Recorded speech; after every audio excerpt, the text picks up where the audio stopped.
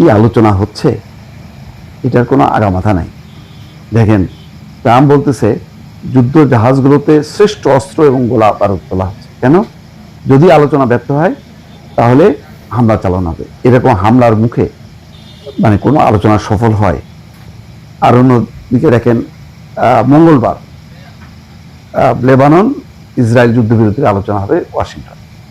এই যে ওয়াশিংটনে টেনে নিয়ে গেছে যাদেরকে, তারপরে কিন্তু হামলা অব্যাহত আছে।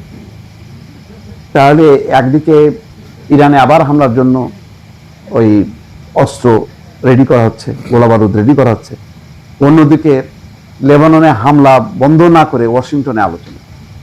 এইগুলির কোনো আগামাথা আছে কিনা আমি জানি না দর্শক।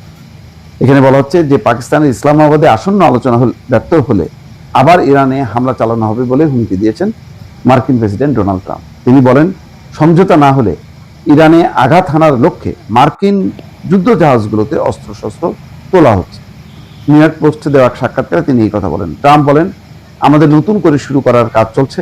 আমরা জাহাজগুলোতে এ পর্যন্ত তৈরি করা সর্বশ্রেষ্ঠ অস্ত্র এবং সর্বশ্রেষ্ঠ গোলা বারুদ তুলেছি। যা আগেও করেছিলাম তার চেয়েও আরো ভয়াবহ পরিস্থিতি করা হবে।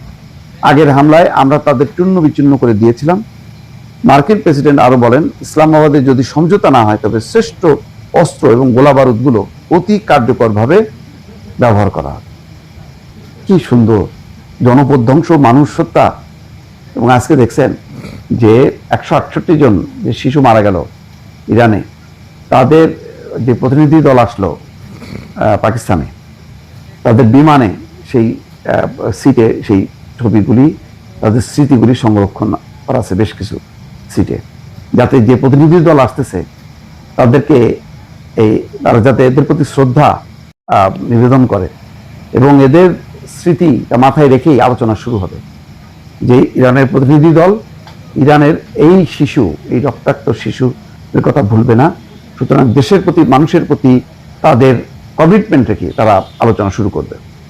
আর অন্যদিকে কি হচ্ছে যে ইসরায়েল এবং হিজবুল্লাহর মধ্যে চলমান সংকট নিরসনে যুদ্ধবিরতি নিয়ে আলোচনার লক্ষ্যে মঙ্গলবার ওয়াশিংটনে বসবে ইসরায়েল এবং লেবানন। লেবাননের প্রেসিডেন্টের কার্যালয়ে এক বিবৃতিতে এটা জানিয়েছেন। লেবাননের প্রেসিডেন্ট জোসেফ আউনের কার্যালয় জানিয়েছে, দুই দেশের প্রতিনিধিরা মার্কিন পররাষ্ট্র দপ্তরের বৈঠকে বসবেন। বৈঠকের উদ্দেশ্য হল যুদ্ধবিরতি ঘোষণা এবং সরাসরি আলোচনা শুরুর একটি তারিখ ঘোষণা করা। জানা গেছে এই আলোচনার আয়োজন করতে শুক্রবার যুক্তরাষ্ট্রে নিযুক্ত লেবানন ও ইসরায়েলের রাষ্ট্রদূত এবং লেবানন নিযুক্ত মার্কিন রাষ্ট্রদূতের মধ্যে একটি ফোনালাপ অনুষ্ঠিত।